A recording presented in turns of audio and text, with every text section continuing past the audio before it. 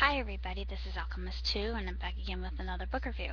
I just recently read I'm not really sure if this is the final book in the Mortal Instruments series, because I've read on the website that she will be extending it into another series, I think, but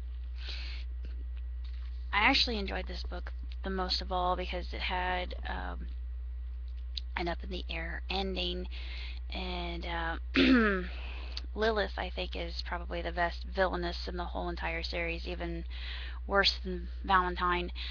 I just love to hate her. I'm not sure whether it's her or the Sealy Queen that I hate more. Um, the Sealy Queen is pretty darn twisted. I'll have to admit to that. And I don't know why. I'm not sure why I do this a lot, but she reminds me of the Condescends quite a bit, just because of that ability that she has to read the darkest, deepest thoughts of different people and reveal their most twisted fantasies. Like at the very first moment that we meet her, we learn this, and that whole psychic ability that she possesses. Um, I was kind of disappointed with the ending, honestly, and I wanted to see more of a resolution, and it didn't really give us that resolution. Um, Maya is finally together with Jacob. I think his name's Jacob, but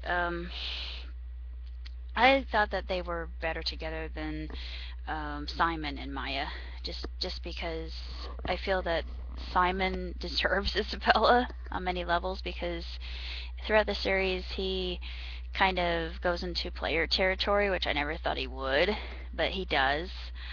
But I like him. I mean, I like his character quite a bit just because I think he's an interesting character and funny and um, geeky and chic in that way, and I can relate to that quite a bit. Um, but Isabella breaks his heart ultimately, and I thought, Isabella, you bitch, but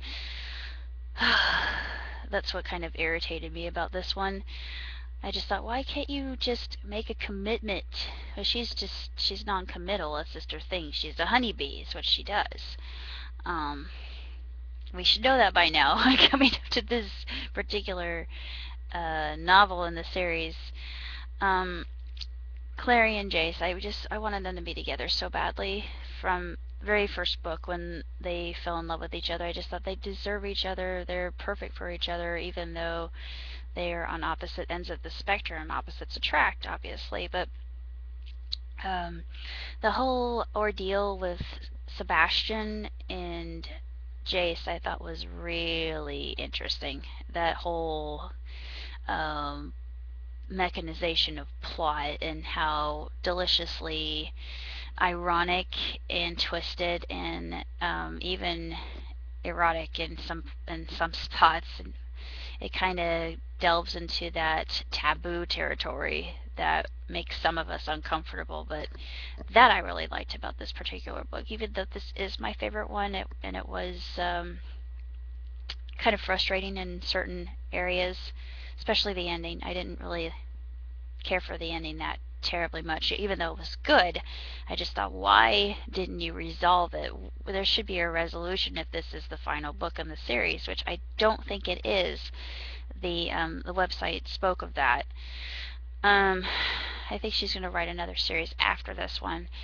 Currently, I'm reading the Infernal Devices, which precedes the Mortal Instruments. I should have read the Infernal Devices first, but still.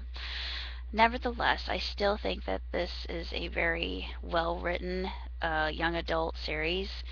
I don't know why people are calling it a Twilight ripoff. I've never read the Twilight books, and I have no desire to read the Twilight books. I do not like Twilight.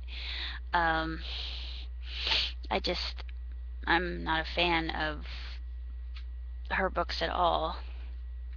And I'm not going to read The Host either, even though it is in the realm of sci-fi, and I'm a big sci-fi fan. I'm very particular about the kinds of books that I will read. Mortal Instruments grabbed my attention because I adore the paranormal, and I've read up on the Nephilim, and uh, I've perused the entire Apocrypha and the pseudepigrapha, as well as the Kabbalah, and I've read the Quran a couple times and the Bhagavad. I've also read, let's see, I read the Book of the Dead, which is a huge book, and it's a lot of people consider it a book of the occult. It really isn't. What it is a book concerning the rituals of the soul when they prepare a soul for mummification. They talk about this, and the creation myth Isis, Osiris, or as they say in Egypt, Isis and Osiris. Um, I love Isis and Osiris, and actually Isis and Osiris. I think that whole um, myth is probably what inspired Mortal Instruments, because brother and sister, yeah, incest. But they really aren't. Once you get around to it, and I know a lot of people were probably up in arms about that, and they were complaining about this. Oh, it's disgusting, blah blah blah. And I don't care for that. And at first, I didn't really like that particular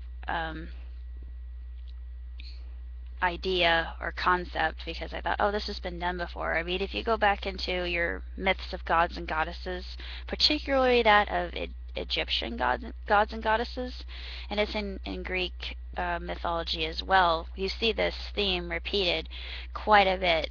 And the whole idea of gods coming to earth and mating with human beings, that's in Greek mythology, for heaven's sakes. You got Zeus and Leda, when he turns himself into a swan and he mates with Leda. Yeah, unusual kind of consummation of lust there. Oh, I'm just going to go copulate. Yeah, why not? But it's one of the most unusual tales I've ever read. I'm not really sure what else I can say about this particular series, other than I've been on and off the website, and I've been looking at the updates. And of course, we have the second movie coming out, and I don't know if they're going to do all 5 of them.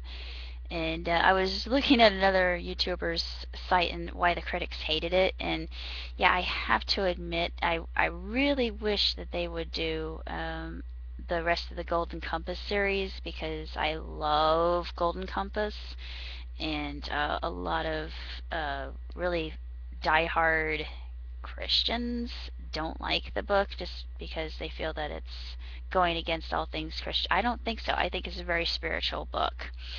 Plus, it's absolutely sumptuously written, and it's one of my favorite books of all time, and I love it. It's one of my favorite fantasies, other than Inkheart and Fablehaven, and of course The Alchemist, written by Michael Scott, and Rick Riordan's many tomes.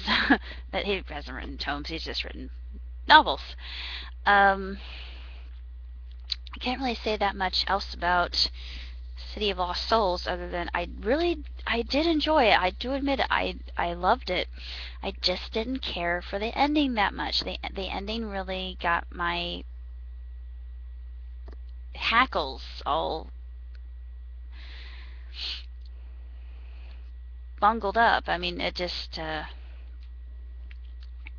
was something that didn't really meet my expectations as far as a series would be concerned. I just thought, wait, there's really no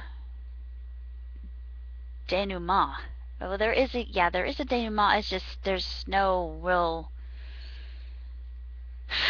resolution at all. And I just thought, okay, well, if you're setting it up for the next book, I guess I can wait for the next book. I'll be patient, like I have for everything else. Let's see. I wanted to do an update. I finished the 12 Lights, although I do want to see it become a web comic someday, which I think it would definitely become. Outdoor Learning Academy, I've already finished that. I'm working on Underground Justice. There's a new story I'm working on called Christmas Lights Year Round. I'm also writing a story called Celicia the Great. It's kind of inspired by Ultimate Muscle, if you remember that from way back when on Four Kids. I'm not going to say that much about Four Kids, but despite the fact that it was done by Four Kids, I think that Ultimate Muscle was one of the funniest animes I've seen in a good long time. Um, and it gave light to Celicia, the luchadora, but her tale is very interesting. I have her illustration up on Facebook, and I really enjoy how she looks and how she came out. And she's muscular, but she's feminine, and that whole concept about her, the duality of her character, I absolutely love, just because I wanted to do something like that for the longest time. And then I'm gonna try a drama, but it's actually gonna be a happy ending, because I want my character to have peace of mind and just a euphoric existence at the very end. It's going to be a challenge to write, because I've never written anything like this before. I've written just about every other genre there is. It's called The One That Got Away. Basically, I have this young man, his name's Terry Fredrickson. He's convicted of theft, and he didn't really commit any thievery at all. It's a case of mistaken identity. He has a so-called girlfriend named Antonia. And Antonia, she's nothing more than a manipulator, and she's conniving, and she's just a gold digger because Terry happens to have a lot of money. He figures this out when he's in holding and they release him, and she's gotten into his bank account and taken some of his money away, and she decides to simply call it quits and go his own way. And he later falls in love again, but it takes him a while to find the right one. I have a parody. I'm working on some parodies. There's a parody to Army of Lovers Crucified that I want to do, and it's going to be Italia related. Yeah, I thought of a perfect scenario for that. So I would love to see it done as a skit, just because I think it would make a really interesting and comedic skit at a comic convention somewhere, wherever. Feel free to use this as much as you can, or in whatever facsimile. I want to do a parody of Demons by Imagine Dragons. It'll be in the winter, so I'm putting that on the back burner. All I Inquire of You, that's going to be my Homestuck parody.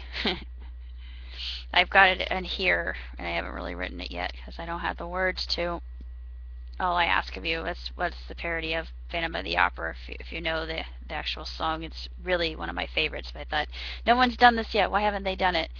So I'll go ahead and do it. Why not? I have the power.